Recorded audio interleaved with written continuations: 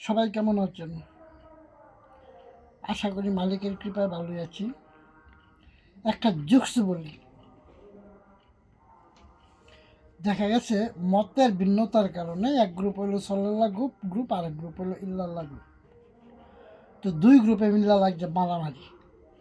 তো রাস্তা দিয়ে একটা সাধারণ লোক হাইটে যাইতেছে, তো তারা থাপ্পা দিয়ে কইতেছে, কি রে তুই সল্লাল্লাহ গ্রুপ না ইল্লাল্লাহ গ্রুপ?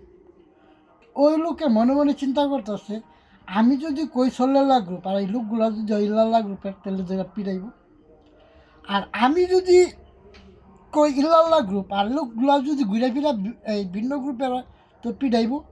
তো কোন গ্রুপের যেহেতু আমি জানি না, তো বাঁচতে তৈব। তো ওই লোকে কয়, ভাই বিশ্বাস করেন ভাই, আমি 12 বছর ধরে নামাজই পড়ি না।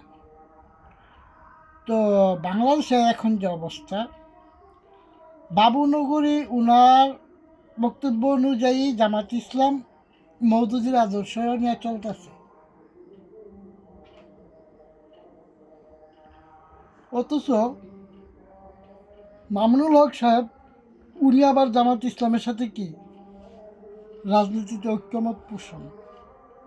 এমন তো অবস্থায় 8,000-এর যারা আছেন তাদের মতবাদ কি হবে? কিন্তু বিষয়টা এই জায়গাতেও না। চরমুনায়ের পীর উনি একবার বলছেন যে জামায়াত যার সাথে যা মিলবো তারই ধ্বংস। কিন্তু চরমুনায়ের পীর সাহেব উনি নিজে এখন কি জামাতের সাথে বাই বাই মিললেন। তো সাবজেক্ট এই জায়গাতেও না, কারণ ছোটোখাটো দলগুলো একত্রিত হইব, এটাই তো স্বাভাবিক, সামনে যেহেতু নির্বাচন।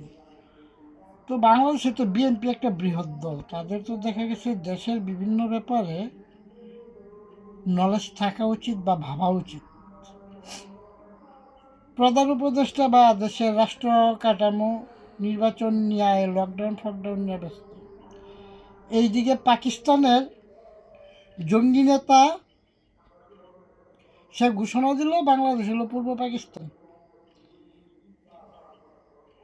গ্রুপটার নামটা যেন কি, পাকিস্তানের লস্করি তৈবার নেতা হাফিজ সাইদ উনি বলতেছে বাংলাদেশ পূর্ব পাকিস্তান, ভারতে চলতেছে জঙ্গি হামলা। তো তিনি বলতেছেন বাংলাদেশ থেকে ভারতকে আক্রমণ করবে। এখন যদি কোনো কারণবশত ভারত বিজ্ঞা বাংলাদেশে একটা অ্যাটাক করে আর একটা গৃহযুদ্ধের উৎপত্তি হয়, তো বাংলাদেশের পক্ষ থেকে কেউ যে পাকিস্তানের বিরুদ্ধে কিছু বলতেছেন না, এই দায় বা পরে দেশের রাষ্ট্রযন্ত্র কে নেবেন?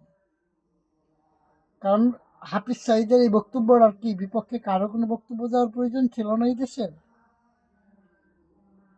তো যারা দেশের নেতৃস্থানীয় লোক, তাদের কি এই বিষয়গুলো নিয়ে ভাবা উচিত না? কারণ রাজনীতিতে আপনারা যারাই ক্ষমতায় আইলেন, দেশে যদি দেখা গেছে বিশৃঙ্খলা বা অন্য দেশের সাথে কোনো একটা কিছু ঘটে, তখন তো দেশে ক্ষমতায় কোনো লাভ থাকবো না, নাকি লাভ থাকবো আপনাদের? সাধারণ মানুষের এখনই সময় সচেতন হওয়ার। কেন জানি মনে হয় দেশ একটা গৃহযুদ্ধের দিকে আগ্রহে গেছে। এত বড় একটা ঘটনা ঘটে গেল, লস্কর তৈয়বা পাকিস্তানে, এটা একটা জঙ্গি সংগঠন। তারা বলতেছে পূর্ব পাকিস্তানে তারা ঘাঁটি বানাইছে, মানে বাংলাদেশ ইঙ্গিত করবে, ভারতে তারা আক্রমণ করবে। ভারতে জঙ্গি হামলার অনেক সূত্র পাওয়া যাইতেছে বাংলাদেশে। এর পরিপ্রেক্ষিতে যদি ভয়ঙ্কর একটা কিছু হয়, এর দায় কে নিবে? সবাই ভালো থাকেন, মালিক সবাইকে ভালো রাখুন।